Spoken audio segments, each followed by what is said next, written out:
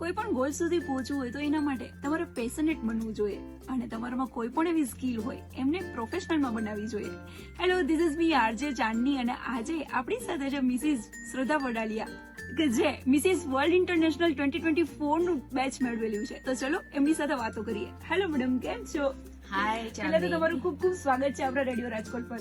In fact thank you so much for calling me over here. અને like તમારો જે show છે એમાં જો બોલવાનો ચાન્સ મળ્યો છે, એમાં જો વિમેન એમ્પાવર કરવાનો ચાન્સ મળ્યો તો it's like it's my pleasure. Thank you so much. I am also glad કે આપણી સાથે આવા જ બ્યુટી વિથ બ્રેઇન છે કે તમે આટલું જ કે વડાલિયા ફેમિલીનું તો નામ છે જ, પણ તમે જે તમારી પોતાની મિસિસ શ્રદ્ધા વડાલિયાની છે તમારી જે પોતાની પહેચાન બનાવી છે એના માટે મને ઘણીવાર એવું થાય કે ના, તમે એઝ અ વુમન તમે બીજી ઘણી બધી એવી વુમેન છે કે એમને ઇન્સ્પાયર કરી શકો. તો તમે જે મિસિસ વર્લ્ડ ઇન્ટરનેશનલ 2024 નું જે બેચ મેળવેલું છે તો એમની આખી જર્ની કેવી રીતે હતી કે કેવી રીતે તમે ઓડિશન આપ્યું કે તમને ખ્યાલ કેવી રીતે આવ્યો કે આવી કોઈ કોમ્પિટિશન થવા જઈ રહી છે? ઓકે, હવે એકચ્યુઅલી બહુ સ્ટ્રેન્જ વસ્તુ છે. ઘણીવાર એવું પેલું કહેતા હોય ને કે તમારે કંઈક જોતું હોય તો કઈ ના તમને મળવામાં પાછળ લાગી જાય. એક્ઝેક્ટલી સેમ વસ્તુ છે. હવે મારા ઘણા બધા ફોલોવર્સ માંથી એવા 2-4 ફોલોવર્સ રિપીટેડલી ખબર નહીં મને આની લિંક મોકલતા હતા. સો આપણે શું હોય કે માણસો મોકલે છે, કઈ વાંધો નહીં, ચેક કરી લો. ચેક કરીને હું નીકળી જતી બહાર. એવું લાગે કે અહીંયા તો ક્યાં આપણો ચાન્સ લાગવાનો છે, ઓલ ઓવર ઇન્ડિયામાંથી આટલા પાર્ટિસિપન્ટ્સ આવવાના છે. તો હું જોઈને મૂકી દેતી હતી.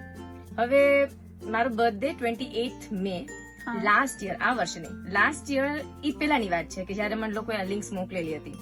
તો હું એ લિંક્સમાં જતી અને પછી હું બર્થડે ઉપર વિચાર, બીકોઝ ત્યારે એમની વેબસાઇટ ઉપર લખેલું હતું આવી રીતે કે આ ડેટના અમારી આવી રીતે ફાઇનલ ગ્રાન્ડ ફિનાલે આ દિવસે હશે અને સો એન્ડ સો ડેટ્સ ના તમારા આવી રીતે ઓડિશન્સ હશે. ગુજરાતનું ઓડિશન અહીંયા હશે, લાઈક આઉટ ઓફ ઇન્ડિયા ના બી ઓડિશન્સ હતા. તો એમાં બધું મેન્શન કરેલું હતું. તો મનોમન પેલું ચાલતું હોય ને કે વાવ યાર, કદાચ જો હું પાર્ટ લઈશ તો આ યરમાં નેક્સ્ટ યરમાં કદાચ ચાન્સ લાગી ગયો, કદાચ કંઈક કર્યું હશે કે વોટ એવર અમારો એક્સપિરિયન્સ થઈ ગયો હશે.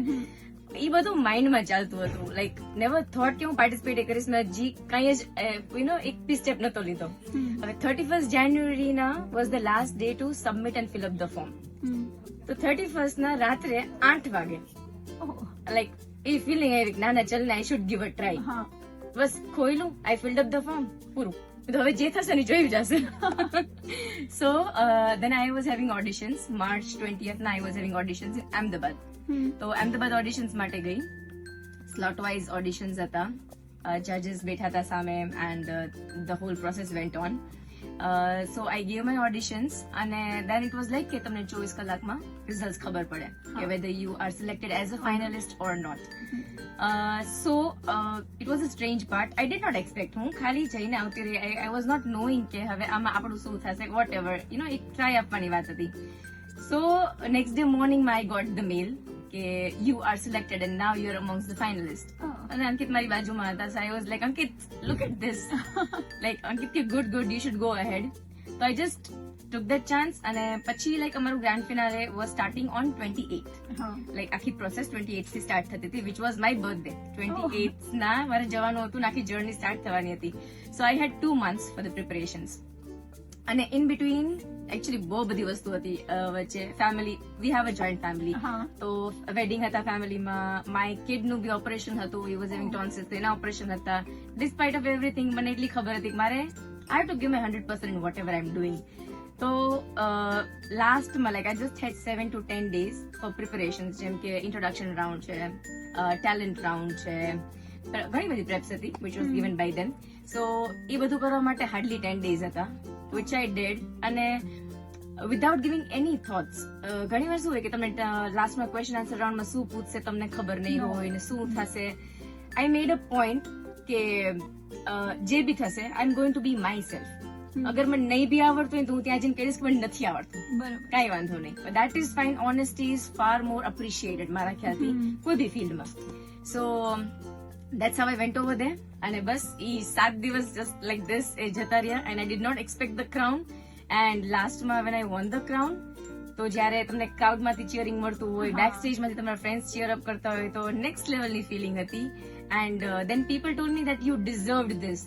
તો એક માણસ કહેતો તમે બિલીવ ના કરો, but then everybody said. Then I thought okay fine, maybe this is what I earned throughout my life. અને કદાચ હવે ભેગું થઈને એઝ અ ક્રાઉન આવ્યું છે. So I am grateful to God and my family and it was a beautiful journey. Like auditions માં લગભગ છે ને 20,000 થી above candidates એ auditions આપેલા હશે. And not just in Gujarat or not just in India, overall they went to Amsterdam also.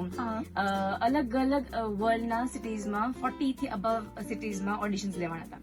એમાંથી filter થઈને we were 150 and then the competition went on.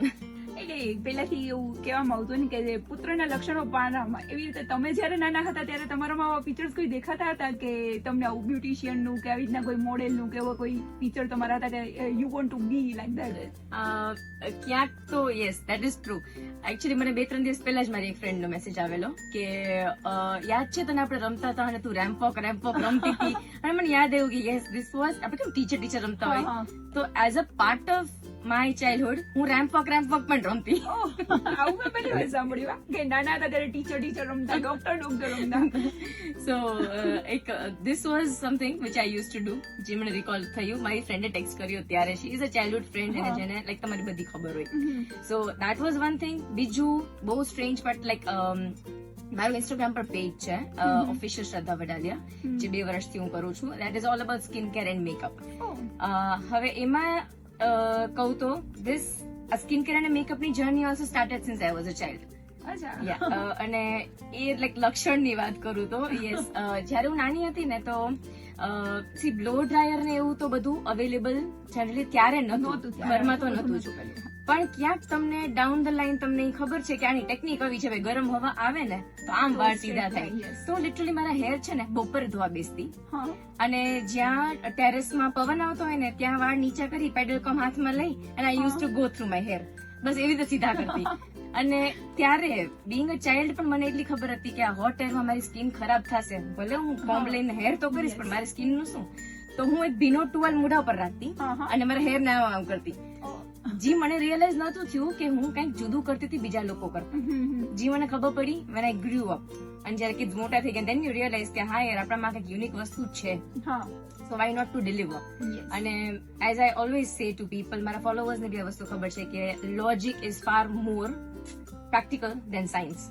કદાચ મને કોઈક અત્યારે સ્કિન કેર માં બી એવું છે કે મને કોઈક આવીને કહેશે ને કે હા ભાઈ નાયસિનામાઇડ નો આ રોલ છે, હું નહીં માનું જ્યાં સુધી હું વાપરી અને એના ઇમ્પ્લિમેન્ટેશન ચેક નહીં કરું ત્યાં સુધી આઈ ડોન્ટ ટ્રસ્ટ ઇટ. અને સાચું કહું, સ્કિન કેર માં મેકઅપમાં આવું બધું બહુ છે કે જ્યાં સાયન્સ કંઈક બીજું બોલતું હોય છે અને જયારે પ્રેક્ટિકલ ઇમ્પ્લિમેન્ટ કરો ત્યારે એ વસ્તુ જુદી હોય છે. અને બધા લોકોની સ્કિન સેમ પણ ના હોય, બધા અલગ અલગ હોય. તો તમારા ક્લાયન્ટ ના જેમ અલગ અલગ સ્કિન ટોન હોય તો એ લોકોને તમે કેવી રીતના સજેશન આપતા હો છો? હું જનરલી કન્સલ્ટેશન્સ કરું છું ત્યારે ડિટેલમાં ઉતરું છું, એમની સ્કિનને સ્ટડી કરું છું. એકવાર એ અગ્રી કરી જાય કે ના દે વોન્ટ ટુ અંડરગો કન્સલ્ટેશન, પછી મારી સ્કિન કેરની કન્સલ્ટેશનની પ્રોસેસ બહુ લાંબી છે એકચ્યુઅલમાં. એકવાર વન્સ દે અગ્રી તો હું એમને ગૂગલ ફોર્મ સેન્ડ કરું છું. અમુક ટેસ્ટ લખેલા હોય છે જે જાતે પોતે જ કરી શકે. એકચ્યુઅલી એ ટેસ્ટ એ પોતે ટેસ્ટ કરી અને મને એના રિઝલ્ટ એ લોકો સેન્ડ કરે. એ મને રિઝલ્ટ સેન્ડ કરે પછી હું 4 to 5 ડેઝ મને થાય છે એમની સ્કિનને એનાલાઇઝ કરતા. એના પછી હું એમને આખી પીડીએફ, એમની કસ્ટમાઇઝ પીડીએફ રેડી કરીને આપું છું કે સો એન્ડ સો પ્રોડક્ટ્સ સવારે, રાત્રે, વીકમાં 1 વાર છે, વીકમાં 2 વાર આ વસ્તુ કરવાની છે, એ ડિટેલ્સ એમને મોકલું છું. એ દીધા પછી એ પૂરું નથી થતું, હું એમને પાછી વોઇસ નોટ્સ મોકલું છું સો દેટ કે એને સરખું સમજાય વસ્તુ, અને પાછું એને રિફર કરવું હોય તો કરી શકે. તો એ કરી અને પછી હું એમને એ જ પ્રોડક્ટ્સની લિંક પણ મોકલું સો દેટ કે એ સાચી પ્રોડક્ટ પરચેસ કરે, કોઈ ખોટી પ્રોડક્ટ ના આવી જાય. બીકોઝ આમાં એક નાનકડા ફેરના લીધે બહુ બધા પ્રોબ્લેમ્સ થતા હોય છે. સો અને અપાર્ટ ફ્રોમ ધીસ કે મેઇન પાર્ટ ઇઝ કે એમનું કન્સલ્ટેશન આખું એક 1 મંથ માટે હોય છે. એકવાર એમને કન્સલ્ટેશન સ્ટાર્ટ કર્યા, કઈ બી પ્રોબ્લેમ આવ્યો એમને કે ફોર એક્ઝામ્પલ સ્ટીકી ફીલ થાય છે કે મને આ પ્રોડક્ટ નથી ફાવતી, તો હવે હું શું કરું, કોઈ બી ક્વેશ્ચન પૂછવા માટે યુ નીડ સમવન કે જે તમારા પ્રશ્નોના જવાબ આપે. તો એના માટે હું ત્યાં હાજર રહું છું ઓલવેઝ. ગમે ત્યારે પોતાના ક્વેશ્ચન્સ ડ્રોપ કરી શકે છે within 1 month. After 1 month when they want to continue, they can continue the process again. So that's how I take the consultations, which is far different from what I have seen. અને the only motto behind this is કે હું માણસોને એ સર્વ કરું જેના માટે એની requirement છે. Like કે જનરલી શું થાય કે માણસો પાસે કદાચ એકવાર મારા કન્સલ્ટેશન લઈને જતા રહેશે, પછી શું પછી એ જ ફોલો કરશે, રિઝલ્ટ આવ્યું ન આવ્યું તો this is not just for my benefit. I want કે મારો નોલેજ શેર કરીને કોકનું સારું કરું. So that is the purpose behind this consultations. બહુ સારું કહેવાય. તમે આટલી સરસ તમારી પ્રોફેશનલ લાઈફ તો આટલી બ્યુટીફુલી સરસ કરો જ છો, પણ સાથે સાથે પર્સનલ લાઈફ તમે કેવી રીતે મેનેજ કરો છો? મતલબ કે તમે કીધું કે you have kid right 10 years old, પણ તમારી સ્કિન જોઈને લાગતું નથી કે પેલું સંતુન એડવર્ટાઇઝ જો ઓ મમ્મી. થેન્ક તો યુ સો મચ આટલું સરસ બેલેન્સ કેવી રીતે કરો છો પર્સનલ લાઈફ ને પ્રોફેશનલ લાઈફ? ફર્સ્ટ પર્ક ઇઝ કે મારા વેડિંગ બહુ વહેલા થઈ ગયા હતા. Okay. So of course A santoor mom વાળી ફિલિંગ આવે. સો અપાર્ટ ફ્રોમ ધેટ અમારા એક જોઈન્ટ ફેમિલી છે એન્ડ ક્વાઇટ બિગ ફેમિલી. વડાલે ફેમિલીનું નામ સાંભળેલું હશે.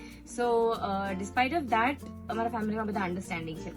એમના સપોર્ટ વગર this is not possible. Even my husband is very understanding. મારા દેરાણી છે કૃષ્ણા પટેલ, એમનું બી ફૂડલિંગ અરાઉન્ડ કરીને ચેનલ છે એમની. Oh, nice. So she's also into this. She's an influencer. હા. તો આ બધાનો સપોર્ટ છે.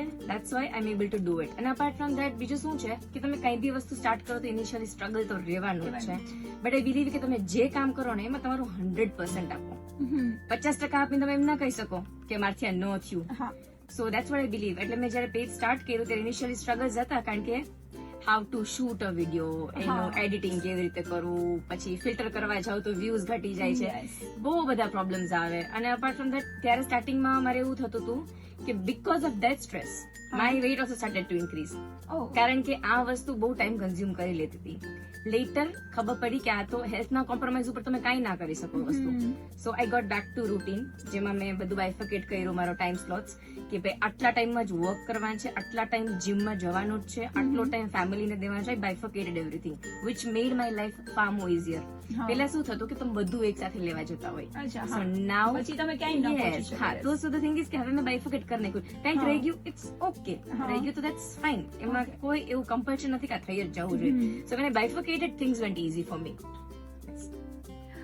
કોઈ પણ એવી રીતના કોઈ હોય કે તો તમારું અત્યારે તમે જે મિસિસ વર્લ્ડ ઇન્ટરનેશનલ નું જે બેચ તો અચીવ કરી લીધું છે, તો હવે તમારા લાઈફમાં ફ્યુચરમાં શું ગોલ છે? ફ્યુચરમાં એકચ્યુઅલી સપના તો બહુ બધા છે. હા.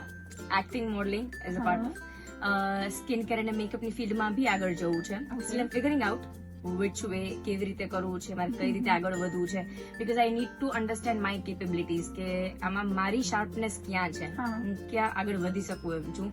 એઝ એ ઇન્ફ્લુએન્સર વધવું છે આગળ, કે કોઈ કંપની સ્ટાર્ટ કરવી છે, તો that's I am taking a call right now. Okay. અને મારો મેઇન મોટો ગોલ ઈ છે, like future goal, like a long term goal I can say, social empowerment. જ્યાં I can by one or the other way મને જે બી success મળે કે જે બી પાવર તમને ક્યાંયથી અટેન થતો હોય, તો I want to give it back to the society. So nice. જ્યાં યા કોઈ પણ રીતે ઈ તમને જ્યારે સામે આવે ત્યારે જ ખબર પડે. So by one or the other way મારા બેનિફિટ થી મારે બીજાનો બેનિફિટ કરવો છે. That's a long term goal. I wish I can do that. આટલું એક્સપિરિયન્સ થઈને તમે જ્યારે તમારા જે ક્લાયન્ટ્સ છે એમને તમે સજેશન આપતા હોવ છો કે કેવી રીતે તમારે કઈ પ્રોડક્ટ યુઝ કરવી જોઈએ, તો એ તમે કેવી રીતે કરો છો? Like I don't have a degree. Okay. જી જયારે માણસોને કહું તો એ સ્ટ્રેન્જ લાગતું હોય છે, હા. પણ જે મારી અંડર કન્સલ્ટેશન્સ લે છે એ લોકોને બી સ્ટ્રેન્જ લાગતું હોય છે કે અત્યાર સુધી અમે આટલી વાર ડર્મેટ પાસે જતા હતા તો એમને રિઝલ્ટ નથી મળ્યું જે તમારી પાસેથી મળે છે. સો ત્યારે મને એમ ફીલ થાય કે yes now like it means કે હું સાચા ટ્રેક ઉપર છું. ઇટ્સ એવું નથી કે ભાઈ મેં કંઈક લર્ન કર્યું કોકને ખોટું શીખવાડું છું. સો જયારે ઇનિશિયલી પેજ સ્ટાર્ટ કર્યું ત્યારે હું એમને કન્સલ્ટેશન કરતી હતી, nothing charge them, free of cost consultations કરતી હતી, because I wanted to have knowledge. ઈ કરતા કરતા મને ખબર પડી કે okay now this is my talent, so why not to give it more to the people. હવે નાઉ ધ થિંગ ઇઝ કે એની ડિમાન્ડ બહુ વધારે હતી અને આ એક એક કન્સલ્ટેશનમાં બહુ જાજો ટાઈમ જતો રહે. So I had to start with paid consultations. That was the only reason I had to start with paid consultations. અને લાઈક આ જેટલા કન્સલ્ટેશન્સ કર્યા એમાંથી every consultation is a new experience for me. અને over the years હું જ્યાં નાની હતી ત્યારથી અત્યાર સુધી હું બહુ બધા સ્કિન કેર અને મેકઅપના અખતરા જ કરતી હતી. અને અખતરામાંથી જે શીખવા મળ્યું છે ને that is far better than degrees also. અને મારા બાપુજી હંમેશા કહેતા કે એક્સપિરિયન્સ છે ને એ ગુરુ છે. તમે જેટલું જાજુ શીખશો અને એમાંથી જે શીખશો એ તમને કોઈ ડિગ્રી નહીં શીખવાડી શકે. એન્ડ દેટ પ્રેક્ટિકલી મેં પોતે જોઈ લીધું છે. So I'm 100% confident about the skincare and the makeup knowledge that I'm sharing. As a social worker તો તમે તમારા વ્યુઅર્સ છે, તમારી આપણી રાજકોટની લેડીઝ છે, એમને શું મેસેજ આપવા માંગશો? યસ, પેલી વાત તો અગર તમે ઘરે બેઠા છો અને તમે કાંઈ નથી કરતા એવું નહીં માનતા, લાઈક ફર્સ્ટ લેસન તો ઈ જ છે કે હોમ મેકર ને તમે ડોન્ટ બિલીવ કે you are just a homemaker. Home being a homemaker એ પોતે એક ક્રાઉન છે જે લેડીઝ છે ને રિયલાઇઝ નથી કરતી. એક ઘર ચલાવવું ઈઝી વાત નથી બિલકુલ. તો પહેલા તો સ્ટોપ અંડર એસ્ટિમેટિંગ યોર સેલ્ફ. અને બીજી વસ્તુ, તમારું જે બી શેડ્યુલ છે એમાંથી try and at least take out 5 minutes. ચાલુ 5 મિનિટથી કરો તમે, અને એ 5 મિનિટને પછી યુ કેન ડ્રેગ અલોંગ. હું એમ નથી કહેતી કે તમે ફેમિલીમાં કોઈને લેટ ગો કરો, કે તમારી રિસ્પોન્સિબિલિટી લેટ ગો કરો. બધા ફેમિલીઝની અલગ અલગ કન્ડિશન્સ હોય છે. એ કન્ડિશન્સને સાથે ચાલીને make yourself also priority. અને making yourself priority doesn't mean you are selfish. Okay, તમે એક ટાઈમે ભૂલી ગયા હતા લગ્ન કરીને કે ભાઈ તમે એટલા રિસ્પોન્સિબિલિટીઝમાં ખોવાઈ જાવ છો કે તમને એ જ ખ્યાલ નથી હોતો કે હું ખુદ એક્ઝિસ્ટ કરું છું. સો સ્ટાર્ટ રિયલાઇઝિંગ દેટ. ભલે 5 મિનિટ બુક વાંચો, ડેઈલી મેક અ પોઈન્ટ કે તમે એક નવી વસ્તુ ઉપર વર્ક કરો છો. એક સેન્ટેન્સમાંથી એક વર્ડ એ નવો વાંચવા મળ્યો, દેટ ઇઝ ઓલ્સો એમ્પાવરમેન્ટ.